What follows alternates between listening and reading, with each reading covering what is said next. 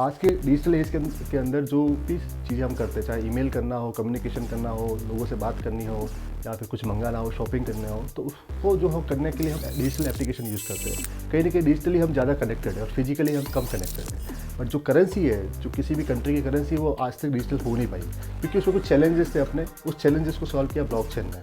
तो ब्लॉकचेन की जो लेजर टेक्नोलॉजी थी, जो बिटकॉइन के पीछे जो टैग है, उसको ब्लॉकचेन बोलते हैं, उस डेटाबेस को। तो ब्लॉकचेन डेटाबेस से ये पॉसिबल हो पाया कि कोई भी करेंसी की सप्लाई आप लिमिटेड कर सकते हो, डिजिटल करेंसी लॉन्च कर सकते हो, उसमें डबल स्पेंडिंग प्रॉब्लम नहीं होगी।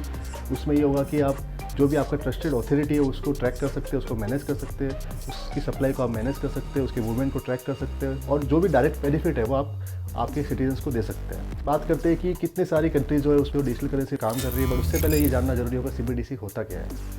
आज के टाइम में जो भी RBI है, जो इंडिया का सेंट्रल बैंक है, वो कैसे काम करता है। उनकी जो बैंकिंग सर्विस है वो डायरेक्टली इंडिया के सिटीजन्स को नहीं मिलती।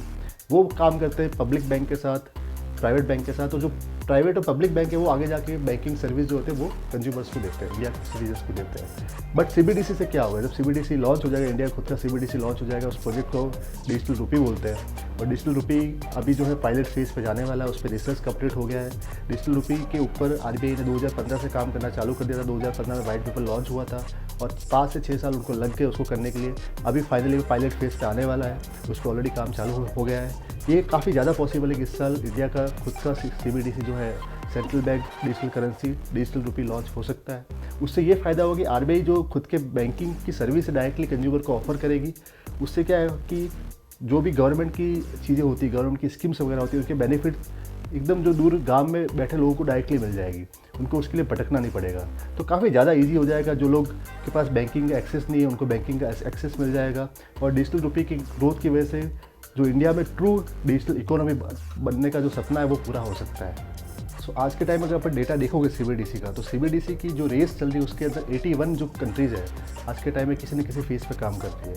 उसमें से जो 90% जो GDP है वो ये 81 कंट्रीज उसको कंट्रोल करती है। तो जो वर्ल्ड का 90% जो GDP कंट्रोल करने वाली मेजर इकोनॉमीज़ है वो ऑलरेडी CBDC पे काम कर रही है। US कर रहा है, यूरोप कर रहा है। लीड आज के टाइम में चाइना के पास है, और जो भी मेजर इकोनॉमी है वो उस पर काम कर रही है। आने वाले 5 साल में ये हो जाएगा कि जो भी मेजर इकोनॉमीज़ है, जो मेजर GDP टॉप 10 GDP वाली कंट्रीज़ है, वो अपना जो CBDC है वो लॉन्च कर देगी। फिर जैसे फॉरेक्स में ट्रेडिंग होती है कि करेंसी की, वैसे CBDC का अलग से मार्केट प्लेस बनेगा, अलग से एक्सचेंज बनेगा। वहाँ पे CBDC की भी ट्रेडिंग होगी, वहाँ पे आप ट्रेडिंग कर सकते हो, उनको ट्रेड कर सकते हो, उसमें भी आप पैसा कमा सकते हो। तो CBDC इज़ ए फ्यूचर। और CBDC को सिंपल वर्ड में अपन देखा जाए तो इससे virtual representation of the fiat currency. तो इंडिया का जो डिजिटल रूपी होगा वो वर्चुअल रिप्रेजेंटेशन होगा अपने इंडियन रुपीज़ का। और जो पेपर के जो नोट है वो रिप्लेस हो जाएंगे, डिजिटल फॉर्मेट में आ जाएंगे। हो सकता है 3 साल के बाद पेपर के नोट बिल्कुल बंद हो जाए और लोगों को CBDC यूज़ करना कंपलसरी हो जाएगा। So that is the future we are heading towards. It's exciting future. उससे काफ़ी ज़्यादा बेनिफिट भी है और लोगों को जो बैंकिंग एक्सेस है वो डायरेक्टली ऑफर हो जाएंगे सेंट्रल बैंक के थ्रू।